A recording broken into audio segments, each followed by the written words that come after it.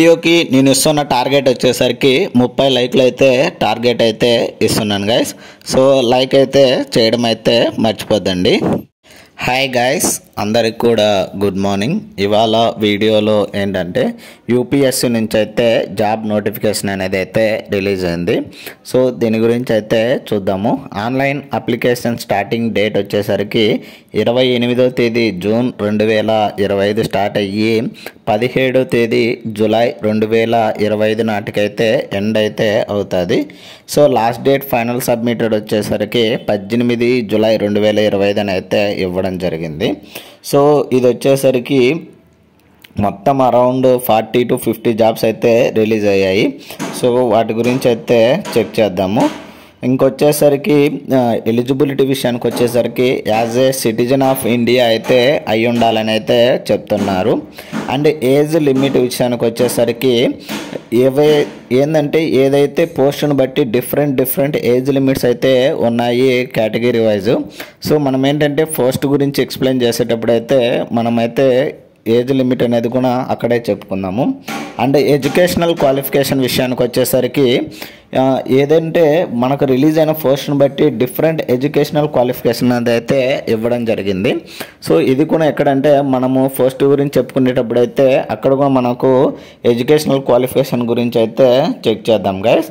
So ఇంకొచ్చేసరికి ఈ selection process అనేది ఏంటంటే మనకైతే ఇంటర్వ్యూ బేస్ ద్వారా అయితే మనల్ని అయితే సెలెక్ట్ చేయడం అయితే జరుగుతుంది. సో ఇంటర్వ్యూ వచ్చేసరికి మొత్తం మనకైతే 100 మార్క్స్కి అయితే కండక్ట్ చేయడం అయితే జరుగుతుంది. సో ఈ 100 మార్క్స్లో ఎవరైతే ఓసీ అండ్ ఈడబ్ల్యూఎస్ క్యాండిడేట్స్ ఉంటారో వాళ్ళకు వచ్చేసరికి 50 మార్క్స్ అయితే రావాలి. అండ్ ఎవరైతే ఓబీసీ క్యాండిడేట్స్ ఉంటారో వాళ్ళకైతే 45 మార్కులు రావాలని అయితే చెప్తున్నారు.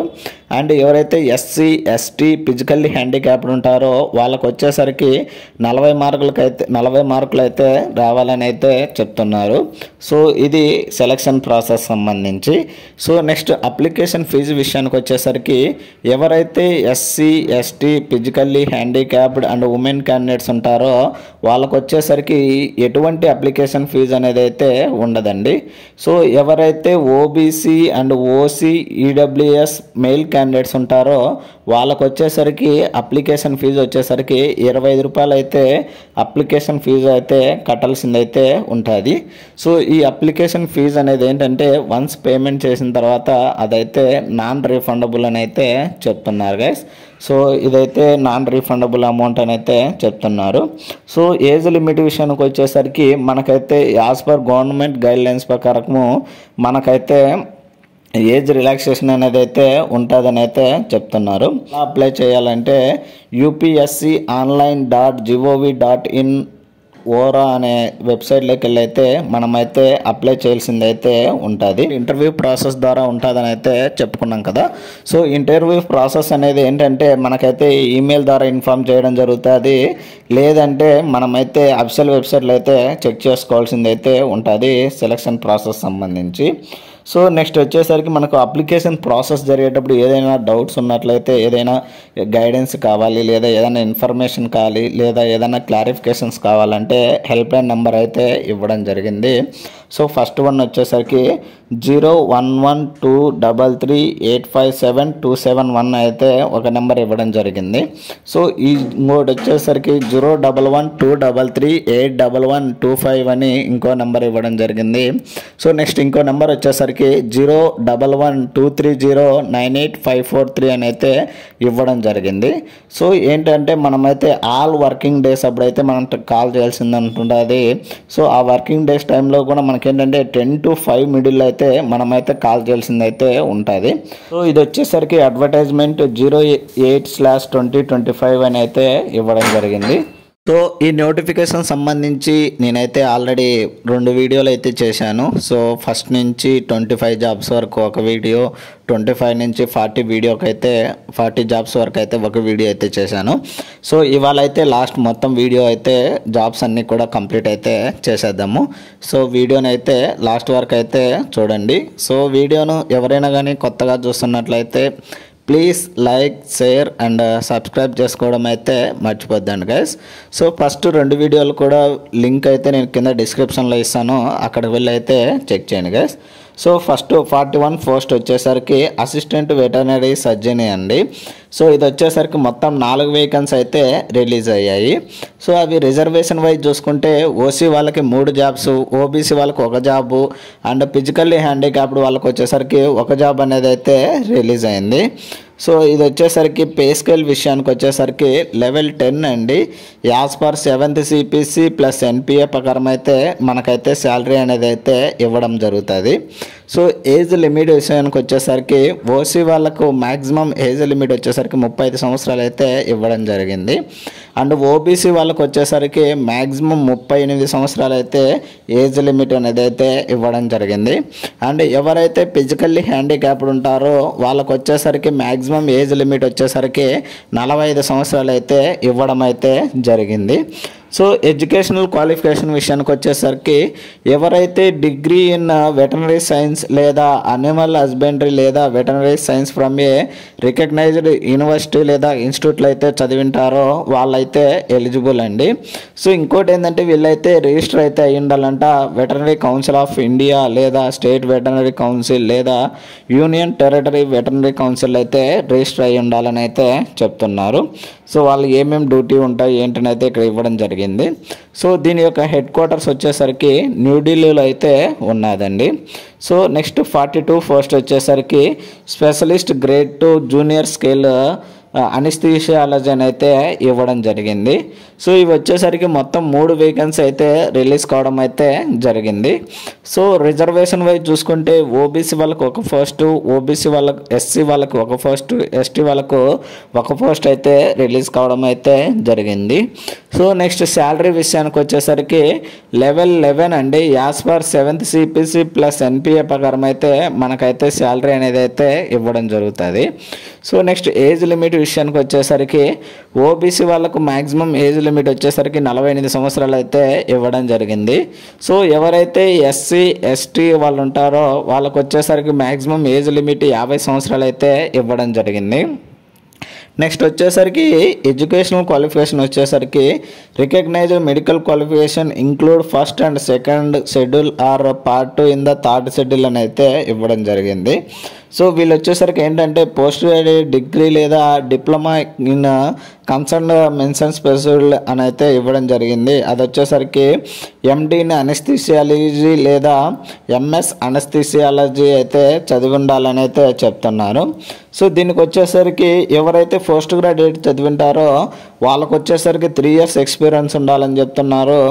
లేదా ఎవరైతే పోస్ట్ గ్రాడ్యుయేట్ డిప్లొమా చదివింటారో అంటే పోస్ట్ గ్రాడ్యుయేట్ డిగ్రీ చదివింటే 3 years ఎక్స్పీరియన్స్ ఉండాలి. పోస్ట్ గ్రాడ్యుయేట్ డిప్లొమా చదివింటేనా 5 years ఎక్స్పీరియన్స్ అయితే ఉండాలని అయితే చెప్తున్నారు.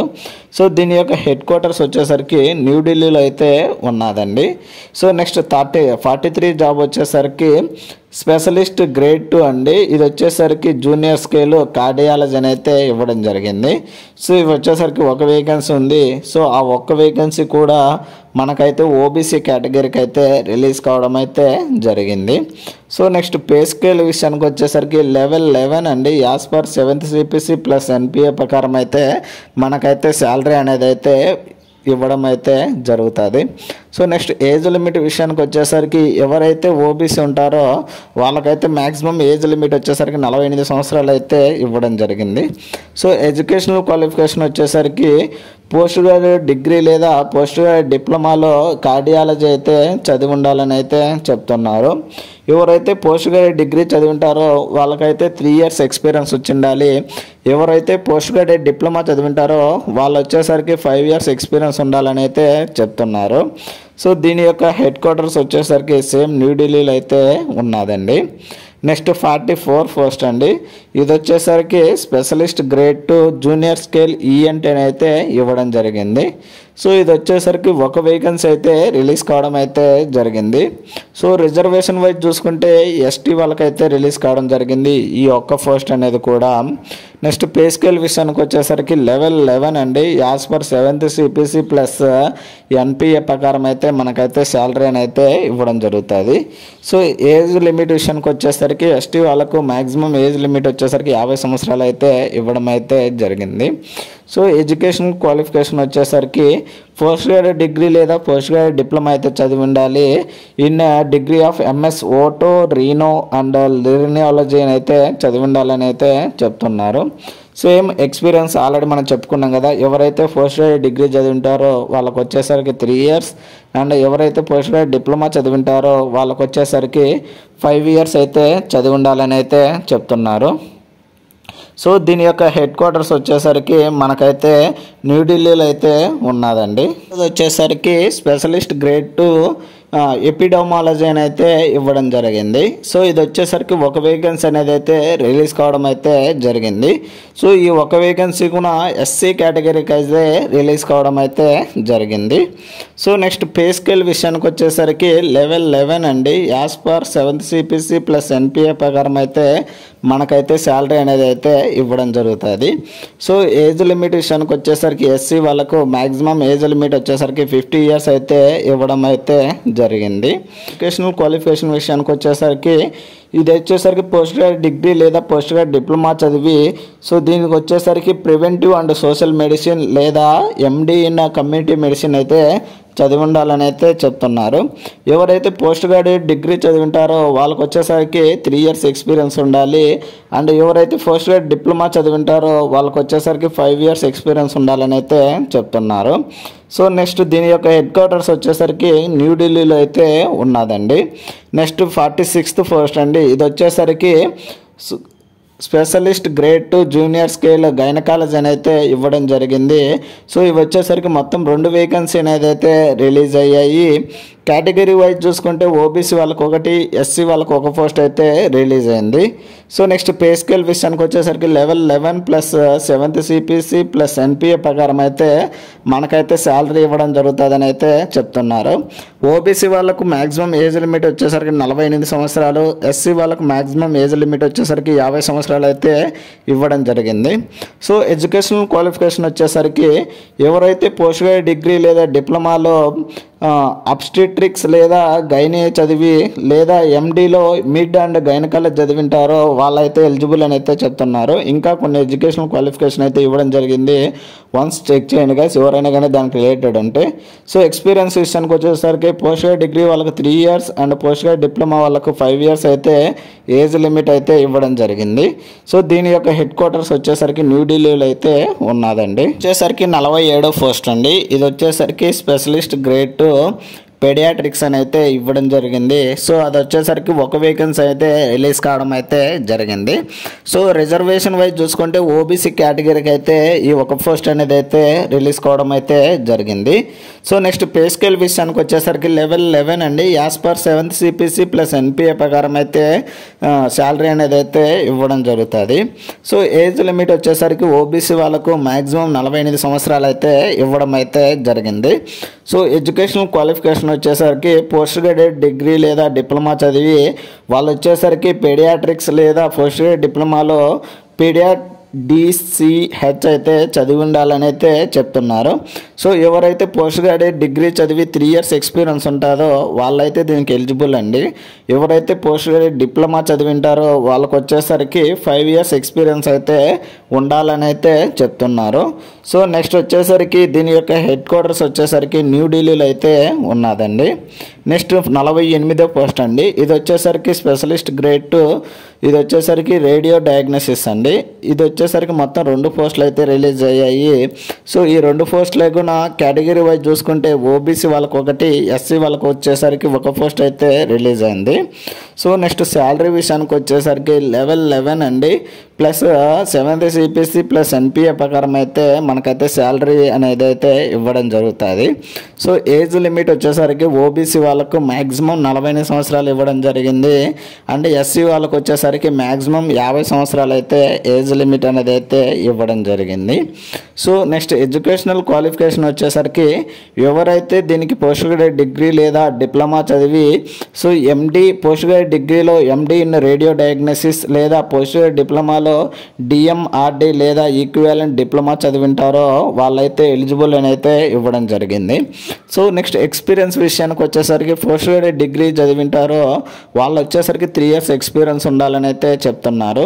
ఎవరైతే పోస్ట్ గ్రాడ్యుయేట్ డిప్లొమా చదివి ఉంటారో వాళ్ళకి వచ్చేసరికి 5 years అయితే ఎక్స్పీరియన్స్ ఉండాలని అయితే చెప్తున్నారు. సో దీని యొక్క హెడ్ క్వార్టర్స్ వచ్చేసరికి న్యూఢిల్లీలో అయితే ఉన్నదండి. సో నెక్స్ట్ 49వ పోస్ట్ అండి. ఇది వచ్చేసరికి ఎగ్జిక్యూటివ్ ఇంజనీర్ సివిల్ లేదా surveyor of works civil in irrigation and flood control department అని అయితే ఇవ్వడం జరిగింది. సో ఇది వచ్చేసరికి ఒక వేకెన్సీ అయితే రిలీజ్ అయింది. సో ఈ ఒక వేకెన్సీ కూడా కేటగిరీ చూసుకుంటే ఓబీసీ వాళ్ళకైతే రిలీజ్ అయితే అయ్యింది. సో నెక్స్ట్ పే స్కేల్ విషయానికి వచ్చేసరికి లెవెల్ 11 ప్లస్ 7th సిపిసి ప్రకారం అయితే మనకైతే శాలరీ అనేది అయితే ఇవ్వడం జరుగుతుంది. సో నెక్స్ట్ ఎడ్యుకేషనల్ క్వాలిఫికేషన్ అంటే ఏజ్ లిమిట్ విషయానికి వచ్చేసరికి ఓబీసీ వాళ్ళకు మ్యాక్సిమం 43 సంవత్సరాలు అయితే ఉండాలని అయితే చెప్తున్నారు. సో నెక్స్ట్ ఎడ్యుకేషనల్ క్వాలిఫికేషన్ వచ్చేసరికి డిగ్రీ ఇన్ సివిల్ ఇంజనీరింగ్ లేదా BE in civil or BTech in civil లేదా BSc engineering in civil or AMIE civil అయితే చదివి ఉండాలని చెప్తున్నారు రికగ్నైజ్డ్ యూనివర్సిటీ లేదా ఇన్స్టిట్యూట్లో నుంచి అయితే. సో దీనికి వచ్చేసరికి మనకైతే సివిల్ ఇంజనీరింగ్ లేదా రిలేటెడ్ ఫీల్డ్ మీద in irrigation and flood control మీద అయితే 7 years ఎక్స్పీరియన్స్ ఉండాలని అయితే చెప్తున్నారు. సో ఎవరైతే 7 years ఎక్స్పీరియన్స్ ఉంటుందో వాళ్ళైతే ఎలిజిబుల్ అని అయితే చెప్తున్నారు. సో దీనికి హెడ్ క్వార్టర్స్ వచ్చేసరికి ఎన్సిటీ ఆఫ్ న్యూఢిల్లీలో అయితే ఉన్నదండి. సో నెక్స్ట్ 50వ పోస్ట్ అండి. ఇది వచ్చేసరికి post of assistant district attorney అని అయితే ఇవ్వడం జరిగింది. సో ఇవి వచ్చేసరికి మొత్తం 9 వేకెన్సీ రిలీజ్ అయ్యాయి. సో ఇది వచ్చేసరికి కేటగిరీ వైజ్ చూసుకుంటే ఓసీ వాళ్ళకి 7, ఈడబ్ల్యూఎస్ వాళ్ళకి 1, ఓబీసీ వాళ్ళకి 1, ఫిజికల్లీ హ్యాండిక్యాప్డ్ వాళ్ళకి వచ్చేసరికి 1 వేకెన్సీ అనేది అయితే రిలీజ్ కావడం అయితే జరిగింది. పే స్కేల్ విషయానికి వచ్చేసరికి level 7 as per 7th CPC ప్రకారం అయితే మనకు శాలరీ అనేది అయితే ఇవ్వడం జరుగుతుంది.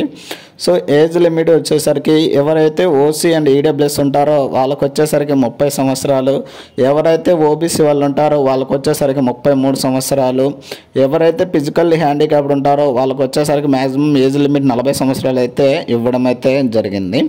సో ఎడ్యుకేషనల్ క్వాలిఫికేషన్ వచ్చేసరికి ఎవరైతే degree of bachelor of law అయితే చదివింటారో రికగ్నైజ్డ్ యూనివర్సిటీ లేదా ఇన్స్టిట్యూట్ నుంచి వాళ్ళైతే ఎలిజిబుల్ అని అయితే చెప్తున్నారు. సో వీళ్ళకి వచ్చేసరికి ఎక్స్పీరియన్స్ అయితే లీగల్ ప్రాక్టీషనర్ అయితే ఉండాలంట, అడ్వకేట్గా అయితే ఉండాలి ఎక్స్పీరియన్స్ అనేది అయితే ఇవ్వడం జరిగింది. సో దీని యొక్క హెడ్ క్వార్టర్స్ వచ్చేసరికి చండీగఢ్లో అయితే ఉన్నదని అయితే చెప్తున్నారు. సో ఇది ఈ వీడియోలో గైస్ ఇలాంటి మరిన్ని వీడియోస్ అండ్ మరిన్ని అప్డేట్స్ కోసం అయితే please like, share and subscribe చేసుకోవడం అయితే మర్చిపోదండి గైస్. సో ఈ వీడియోకి అయితే 30 likes అయితే టార్గెట్ ఇచ్చాను. లైక్ చేయడం అయితే మర్చిపోద్దండి గైస్. Thank you.